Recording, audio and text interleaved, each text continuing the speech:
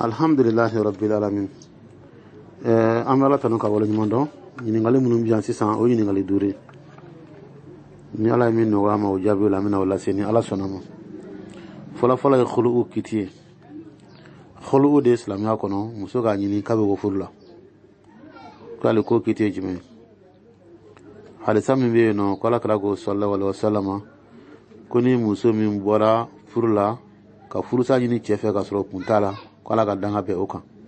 o halisa ne ko ka kuma o fana kan akena na kena balia ani la ni mi fana bala ni ngali flana o de dimsenu nga boli mo kakara mo bolo min fara loka ka dimsenu black lo mi na classique kono wala ma ku sena ko wala ku kun juli duguma wolo be nyawu mi otinya sabana ni benjega ngono ka kuma anani na musuga nyeda tugu na besilla o kiti yalni muso besilla kan yetugu nya ka daile de mene kawsa aflala na besilla ka fini bira nyela ka nyeda datugu walma ka nyeda daile ko mene kawsa aflala ningali laba o de bolo fla ko ratali sella ala ko foro la o fana ko ka kuma o kan ko nyefo ko nyum inshallah ala kan be sabama ningali folo de khuluye muso ka furusa nyini a chefe amba fongo bebe bashi fo itala bebe ni kumbala kadaga halisana na bukhari kono ibn abbas ala kali ko muso do ale nana nyini krafe kabe bo acha ka furla cheto ko sabitu bun kais akala krama kala tsega afoka che jugo ka jumu ale tsego fo atsega fo fana ko dine tabulo kala tsego shifo ngadron ale te fera kafira jugo ka to islam yakono o ala krako ibe aga nago latsiga mawa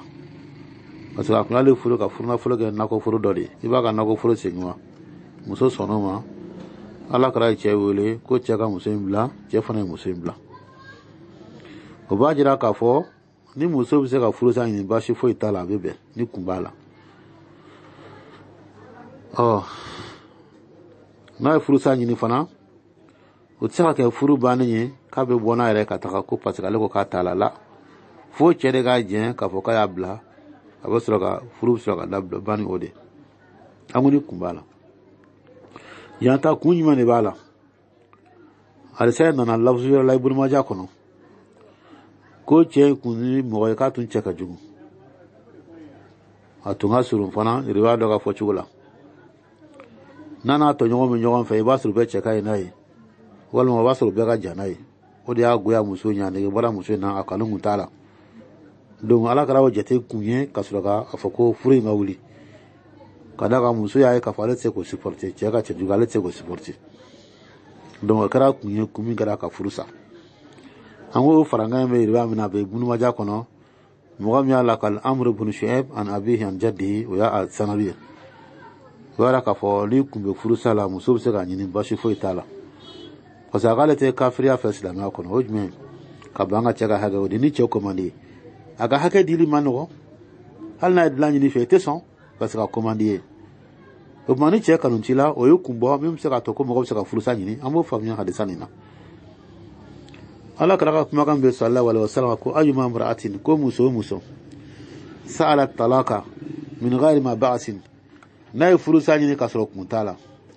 lam tarruhu ra'ihat aljanna ko ta aljanna kasama nuna o koro dono o tido aljanna kono ko kuma ne baraka fo muso ba nga furusa nyini kasoro kuntala fo kuni ga kala akundoi anyi munu fo ni che kanutila ina fo sabitu muso ta kungara ka che ga jugu ko dana hadisalati ibnu majala donc ni kumbala bashita la ngani kunde talatinya akundoi jumeni sisan che se ga jo muso na ga dineche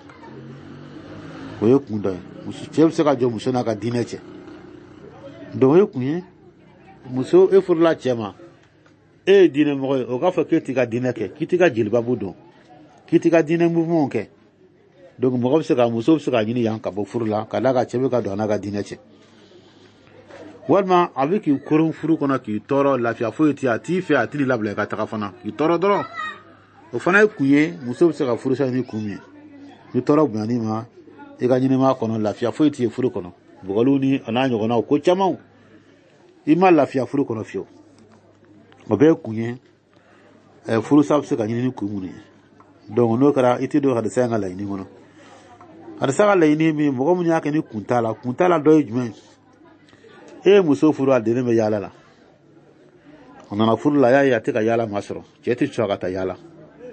ayani ne kabe bo furu la wala saka fere yala ma o te kunye o nyedinya de wala be nyedinya fini munu do pendant ni jipuni fini krikraw ka boka ta yala ka chew provoquer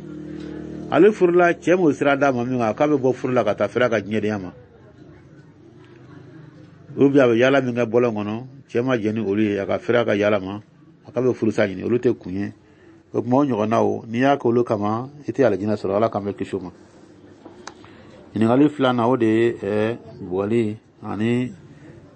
ka dimisonu blagu senda ko gola ku ku shuru duguma walma o ka o tlomina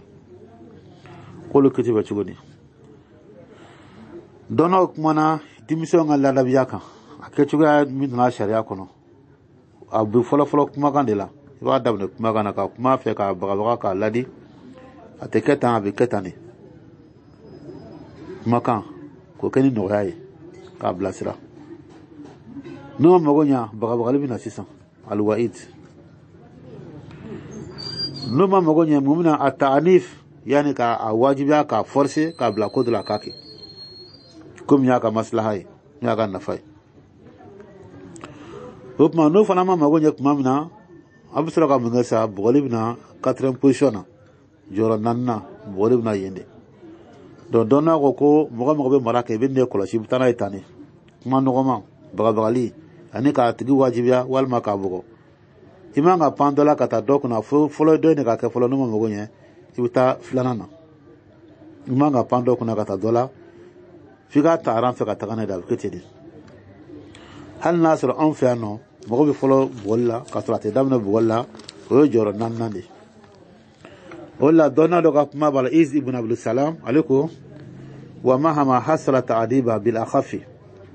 من الأفعال والأقوال لم يعدل إلى الأغلظ إذ هو مفسدة لا فائدة فيه لحصول الغرض كو نيادا من أرام فكنا فكمان نكنا كما نبغى تجريمنا تاني فكمان مسكا مغني ما مسكا مغني بقى مسكا مغني إيكا بانغا تاجي بقولي كوي تشيني kuma fegaman nobsi ga magod la be fegaman ke be girman toy abu ketedi madamani bagalini bugolu sega magonye sina ko wala maganga ke tlomni maganga ke donc abta girman ka tugutu ngona ka tabe tatindi kadaka kuranere an kala ko kechugula musoni chemona fonyogongo o kanga dula chugo na kurana wonyefo wallati takhafuna nushuzahunna musomunu be lute chaukan labato ube chaukan suso no koy awsira faidu hunna kaka fologa kamine kapma ufe ku ladi kabla wa hajuruhunna numa magonye abusra ka tiganzunya ku la fil madaji dlam tigala ka tiganzunya kala numa magonye wadrubuhunna abusra ka bugalin nasisa fa in ata'anakum fala tabghu alayhinna sabilan nani kilon kilinge nu sona autama ka to atala kanu to ka sirawla tabli ni ya ladi ka kuma fe na ilame kana tigazunya keble na ma so kuma ma tigazunya bisra kana ni tigazunya nyena bolit nable no ma nya bolit bisra kana ka tene kwa maradi fana wita o chugo defe imanga pandola kata dola walma ka benya kam ngona be bogoleke benike atiketi ibtana dafe de dondoni fegamo de bina ka ugiriya dondono nyogonye kata sanfe o da ke chugay ini ngale min dalimo ka we ka kuma ki to ndiga ngono dono benaminga ola ni be bana ko tala ko ne ka kuma mo fe tibe ni mo yiwele mo nga kuma ma nga lamne ni be kabna na ka bana ko take halsana na hadith abu sayyid qutri ka sanana qala kala ko idha taqawwata rajulani فليتوارى كل واحد منهما صاحبه ولا يتحدثا فإن الله يمكت على ذلك ربما كوني مغفلة ترى نوانا بنا قطايرو لا موكونو وقت لا تاسوكا فدي نتلا نيوان في كلينغلين بغا توكل دو سوترا o mana kɔrɔ jumɛn bi jɔ ani sirada cɛ mɔgɔ kana a ye banakɔta la nka n'a b'o lahala min kɔnɔ a kana baro kɛ ko n'a ye baro kɛ k'ala bɛ dimi aw kɔrɔ ni kelen bɛ ka banakɔta kɛ den bɛ jɔ ni mɔgɔ yanfan cɛ mɔgɔ kana ye n'ale tilala den fana b'i sigi den fana bɛ jɔ ni mɔgɔ yanfan cɛ k'a bɛ kɛ ten de Nawawi ko nin yɔrɔ la k'a kɔnnen don mɔgɔ mɔgɔ bɛ to banakɔta la ka kuma k'a kɔnnen don ko dɔnɔ bɛnna k'a fɔ ko ti ɲa ko min de fana haramuya kɔni de ko don donc n'i bɛ banakɔta la kɔni ni mɔgɔ y'i wele i tɛ kuma i bɛ ɲɛgɛn kɔnɔ kabinɛ kɔnɔ i tɛ kuma mɔgɔ fɛ hali ni mɔgɔ y'i wele i tɛ kuma nka n'a sɔrɔ kabinɛ tɛ i taara kori yɔrɔ de la sisan a b'a fɛ k'i ko yanni i bɛ se ka kuma mɔgɔ fɛ ni mɔgɔ y'i wele nka i tɛ se ka kuma min kɛ dɔrɔn o de ye ala ko suma ye ka d'a ka ɲɛgɛn kɔnɔna don nka ni kuma tɔw k'i bɛ se k'olu bɛɛ lajɛlen fɔ baasi foyi tɛ olu la ka d'a kan nasu mana ka balili kɛ olu la i bɛ ko yɔrɔ de la ni mɔgɔ y'i wele i bɛ se ka kuma mɔgɔ fɛ mɔgɔ dɔ ɲininka ci dɔ la i bɛ se ka kuma fɛ nka dɔnɔ y'o condition fana kan kana sɔrɔ i ye fini bɔ i la dɛ a kana sɔrɔ i ye fini bɔ i la n'i ye fini bɔ i la fana ko si tɛ ɲɛ tuguni nka n'i kɔni ma fini bɔ i la mɔgɔ dɔ y'i wele k'i ɲininka ko dɔ la i bɛ se k'a jaabi i cɛ y'i wele i ye muso ye i bɛ se k'a jaabi nka n'i ye fini bɔ a kama ko fana si tɛ ɲɛ bilen nka kuma min tɛ ɲɛ a si la hali n'i ma fini bɔ fɔlɔ ala ko suma kɔni parce que ɲɛgɛn kɔnɔna don ala k'an bɛ saba ma bon min dalen bɔ ka ɲininkali la o de ye muso ka ɲɛda dayɛlɛ ka to seli la o kɔni o de yɛrɛ de ye sunna ye ni muso bɛ seli a man kan ka ɲɛ datugu o de ye sunna a b'a ɲɛda dayɛlɛ de ka sɔrɔ ka seli nka dɔnɔ ye min fɔ a la n ye mɔgɔ min ka kuma ye Ibn Baz ale ko k'a b'a ɲɛda datugu en cas ni cɛ wɛrɛ bɛ yen min tɛ a zuma haramu ye n'o mɔgɔ bɛ yen a b'a ɲɛ tugu de pour que o kana ɲɛda ye nka n'a sɔrɔ cɛ tɛ yen min y'a zuma haramu ye k'a b'a ɲɛ dayɛlɛ de ka seli o de ye sunna ye Useyimini fana ko sariya ye min ye muso k'a ɲɛ dayɛlɛ de ka seli ko de ye sariya ye ka d'a kan f'a tɛ n'a ka dugumana sɔrɔ de fini man ka dan dugumana cɛ donc sariya yɛrɛ ye min ye n'a bɛ seli a k'a ɲɛ dayɛlɛ o de y'a kɛcogo ye nka n'a y'a sɔrɔ sa an bɛ segin a la ni cɛ bɛ yen nɔ a jinabi min t'a zuma haramu ye nin yɔrɔ la a bɛ daga yiri a k'a ɲɛ datugu sisan nka n'o mɔgɔ tɛ yen a b'a ɲɛ dayɛlɛ ka seli o de ye ala kɛra ka sunna sallallahu alaihi wa sallam ɲininkali laban de ye bolokɔrɔta seli ala akbar fɔ yɔrɔw la sunna don halisa nana la nasayi kɔnɔna na nasayi babu dilan k'a tɔgɔ da raf'ul yadin fi sujud ko n'i bɛ taa sujud la k'i bɛ bolo fila kɔrɔta a ye babu dilan la ka na ni halisa dɔ ye mɔgɔ min y'a la k'al Malik ibn Huwairis o ka halisa nana ko ala kɛra n'a bɛ taa ruku la a b'a fɔ Allahu akbar n'a bɔra ruku la a b'a fɔ Allahu akbar a b'a bolo kɔrɔta nin bɛɛ la n'a bɛ taa sujud la a b'a fɔ Allahu akbar k'a bolo kɔrɔta n'a bɛna bɔ sujud la k'a sigi a b'a bolo kɔrɔta n'a bɛna tila ka taa sujud la a b'a bolo kɔrɔta halisa nana na Malik ibn Huwairis ka riwaya nana na o ye nasayi kɔnɔ halisa kɛnɛma don fana nka kuma bɛ yɔrɔ jumɛn dɔw ko shazu don shazu ye mun ye halisa dɔ ka kɛnɛ n'a ye halisa wɛrɛ nana ko ka kɛnɛ n'a ye o ma yɔrɔ bɛɛ fɔ o yɔrɔ naani de fɔ seli daminɛ i b'a fɔ i bolo kɔrɔta ye n'i bɛ taa ruku la i bolo kɔrɔta n'i bɔra ruku la i bolo kɔrɔta n'i ye jogo fila kɛ n'i bɛ taa sabanan nɔfɛ i b'i bolo kɔrɔta o naani nana halisa la Bukhari ni Muslim kɔnɔ mɔgɔ min la kali Abdulahi ibn Umar o ye halisa ye muttafaqun alayhi ko ka girin ka tɛmɛ dɔ in kan o kumana ko dɔ in ye shazu ye shazu kɔrɔ ye halisa dɔ ka kɛnɛ n'a ye donc o b'ale bi baara man kan ka kɛ n'a ye bilen baara bɛ kɛ ni kɛnɛmanba in de min ye naani fɔ dɔw taara o sira fɛ nka halisatigiw fɛ u ka sariya la a tɛ kɛ ten ni halisa fila bɛ ka kɛnɛ hali dɔ ka girin dɔ ye an tɛ fɔlɔ ka girinma in ka pilasi ta ka dɔ in bin n'o tɛ fɔlɔ ka kɛ an bɛ fɔlɔ k'a lajɛ n'a fila bɛ se ka baara ɲɔgɔn fɛ ka sɔrɔ dɔ ma fili dɔnna b'a o kayira wele ko aljamu bayna hadisaini halisa fila fara ɲɔgɔn kan k'a bɛɛ baara ɲɔgɔn fɛ ka sɔrɔ dɔ ma lafili i b'i bolo kɔrɔta seli daminɛ na i bɛ taa ruku la n'i bɔra ruku la n'i ye saba kɛ fila kɛ i bɛ taa sabanan na i b'i bolo kɔrɔta i b'o kɛ n'i bɛ taa sujud la i b'i bolo kɔrɔta olu fana na yɔrɔ minnu fɔra nasaya ka halisa la i bolo fana kɛ i b'a bɛɛ kɛ ɲɔgɔn fɛ sisan k'a sɔrɔ i ma ban dɔ la i kana dɔ ta ka dɔ ta lafili i b'a bɛɛ kɛ ɲɔgɔn fɛ o de koso sunan nasai sharha min beno no suti ga sharha ale hadisan fla fra jonga ka jamu ale ko ahyanan tuma dola kibto ka bolo ko ta yoro to la e be se ga min ta ka wakati be o de rukuni ibota rukula ani buta sawana na olu tab saka ke kuma be me buta sujud la bora sujud la kulu ta ka ke kuma ahyanan malo ka te kulu fana ke o de kar sa fla be bara ka se ma do fili o de ka kene ka teme e ka singa tarjifu ke tarjiyo jme kar sa fla gira la je ka do bin ka dota o mani ala sa fla tanakuru be no fara ngongo tarjifu ti tela ka kede fo ala sa fla ga fara ngongo ka no de masaka ke amsura ka tarjifu na no e ka do gira ka do bi o ma don be ga charger mais madama ne jamu sera ka ke tarjifu te tukuni ya la jamu sera ka ke suti jamu kala ka ko ahyanan malo la bisa ka bulo ko ta sujudu no nyonche ko kuma me kana ka wakati be kede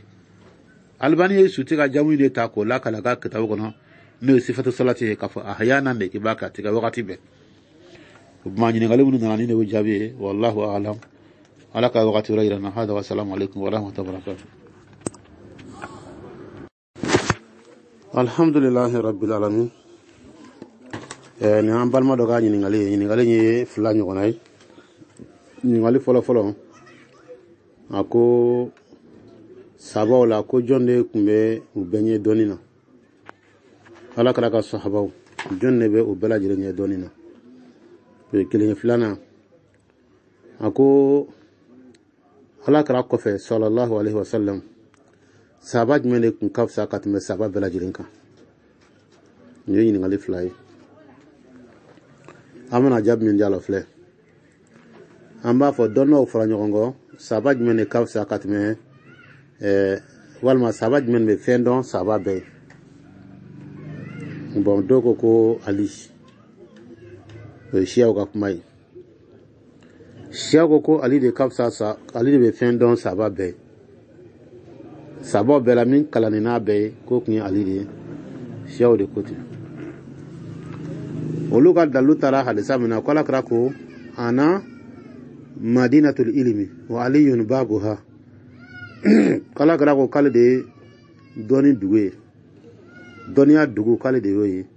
nga dugu donai aliye ana madinatul ilmi wa aliyun babuha la donno yini hadisan sega koko mawdudu mawdu ye jumɛn halisa min ni mɔgɔ dɔ y'a dilan k'a da kira la k'a sɔrɔ kira ka kuma tɛ sallallahu alaihi wasallam o ko halisa ye mawdu de o keli yɛrɛ min fɔ ko la yasihu fi hadha al-babi shay'un ko nin babu la kumakan mun nana nin k'a fɔ ali de dɔɔni dugu donda ye ko o babu la yani o kuma na fɛn fɛn fɔra la k'a si tɛ kuma kɛnɛma ye o ye o keli ka kuma ye o la donna wara ka kuma nana togo ye Mansur bun Abdul Jabbar as-Samani ale doningala bay sunamo ka donna badu Shafi ga atogo de Shafi no fe mo wora bala lukun kola donno kosebe ale bo mo la Shafi no fe mo wora bala rutun kola donno kosebe ale bo mo la samane mi fa flene ko alusuno benaka alusuno benamunga ala anna ababakrin a'lam min aliyin ko abubakar kafsa gatim alika we mom ngap mai samani ala wana ka ko ma alimtu ahadan min al ulama'i mashhurina yunazi'u fi dhalika bidalil ko akalete mo don namunu kola donendo alato mo don mun ñogon sama ni kumayna o ko ñogon sama tala wode abubakar be alinye donina dalum bala qala kara sallallahu alaihi wasallam fi mushawaratihi li ahli al-ilm wal fiqh wal ra'i min ashabihi yuqaddimu Abu Bakr wa Umar kad dalu ikratun kara labna hakina ni sabo fa ko mushawara donin kumana wal mahalna kara hakina koye kabe mo folo mo hakilna ni ngale ga ko kunyi jone Abu Bakr Umar donga me ulu flare bla nyefe fahuma yatakadamani fil kalam wal ilmi bi hadrati rasul sallallahu alaihi wasallam ala sa'iri ashabihi koni sabo ni ala karabe keneka na ala karabe na kuma duma kap me kuma le jon folo ma aw bagar ni Umar ak mo le bla jama nye fe ka kuma folo lu de la folo o bara ka fo o le kapsa doni ta fan fe ka tme toka anana sunan kitabu nuna sunan asabu sunan ko kala kala ko iqtadu bil ladaini min ba'di Abubakar wa Umar kala kala ko nilete ay tugu mo flaingo nule mi nga ko ke Abubakar wa Umar iqtadu bil ladaini min ba'di mo flain ninte domina ay tugu ko de ay jonu fo Abubakar wa Umar anna muslim wonan in yuti al qawm Abubakar wa Umar yarshidu kunu jama sunaka to Abubakar Umar nofe kube kana wadna muslimun in yuti al qawm Abubakar wa Umar yarshidu kunu jama sona ale ko fe ka to Abubakar ko ka to Umar ko kube kana ni bewa ila ka fo Abubakar ni Umar flabe kafsa katme ali kan ambo famia ni hadisa nuno do wala masala ina rajuhi mi dalu kenema mi o da Abubakar de kafsa doni ta fan fe abe bela jere doni no amba na la fa ala ka kilmanda mala kan sabati boy ni ngali flana ko jone kapsa sabab bela jere o te doni le fu sabantiare bakuru bala jone kapsa sababe ahlu sunna be na minga wode kaira ka fo a bom kapsa sababe wode Abubakar ala kara manton ala kara ko fe jon kapsa na be ko da Abubakar kada dalu chamon ka ala kara yele do jira sallallahu alaihi wasallam mamna abadana aye mo min yamara ka mo la sili o kara joni Abubakar obe mu ko fo abara fu samantia anaka doni abobe ko fo aye mo min yamara ko ka bja nona ka mo la sili aye bana ba to faire de la ka sila ko fe fana bana to konnana o jonde odi Abubakar ala jinindo Abubakar mo mamna kuma muru Abubakar falyusalli bi nasi aya Abubakar nyamara ka sili mogoye Abubakar demso kuma na Aisha akala grama koni Abubakar bla ka sili mogoye Abubakar mogoya lusku ngamaga mogo tena foy me abulo fo kashikan Aisha wo fo go bela ala karama son ala karako ko Abubakar bla ga mogo la sili Aisha fana be sin kuma kilinga ni Abubakar jora mogo nya atna saka kalanga kashibolo kray insiste alsa aya Abubakar bla ga mogo sili wala ka fa Abubakar kapsa to yi Aisha ka ma ala karabo tabulo kan fodona ko Aisha ma Yusuf ka muso ko o e nyogona de o nyogonde e Yusuf ka muso jona Zuleka nyogonde e aw fa Aisha mamuna Zuleka fenno do yira keneka onaga kono tati kelenye ka dugu muso wele ko invitation ba fe ku na na fe on tigetiget ngaga la yini o be ka pama min fama ka jiraba Yusuf la aba fe ka besoro ay mo bla fe tigala ka